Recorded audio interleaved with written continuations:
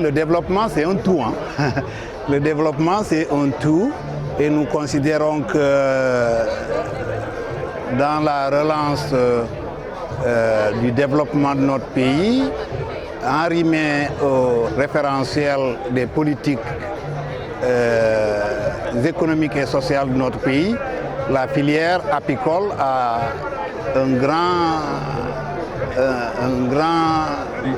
n'est-ce pas, intérêt pour la nation sénégalaise, pour bien sûr la qualité de des productions qu'elle donne, mais aussi pour l'aide à la préservation de nos écosystèmes. Nous nous sommes déjà pensés, nous sommes déjà lancés, et le gouvernement est déjà lancé.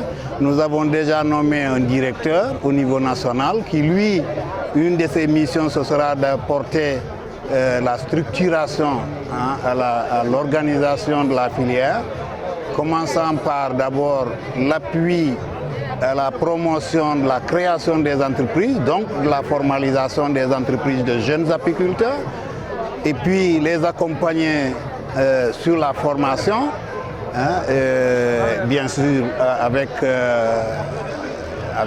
l'accompagnement des partenaires que vous voyez ici. La politique de polarisation est déjà actée. L'entente a jeté les premières bases. Parce que le département de Bignona tout seul ne devrait pas pouvoir mobiliser autant de personnes. Mais l'entente a compris qu'en se mettant ensemble, ils vont pouvoir relever des montagnes. Et c'est justement pourquoi l'entente s'est mis déjà depuis longtemps à cette organisation.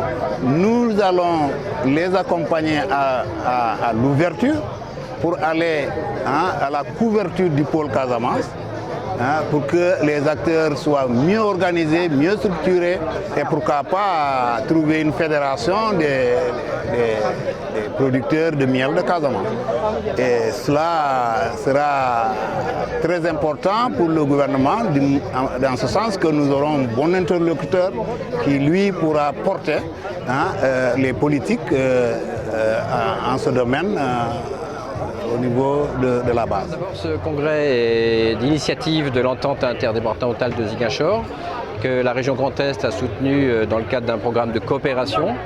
Et je dois constater que ce congrès a été une réussite totale, d'abord par son affluence, près de 500 personnes, des panels qui étaient très bien fréquentés, des habitants ici très concernés par le sujet.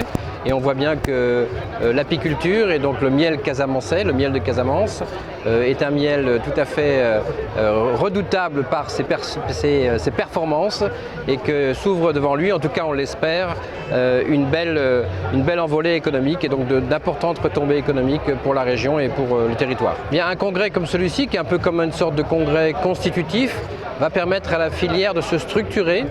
Et ça a été dit par les experts intervenants extérieurs et bien ressenti, je crois, par les apiculteurs eux-mêmes. Ils ont besoin de se structurer pour passer à une dimension supérieure. Si chacun produit dans son coin, c'est bien.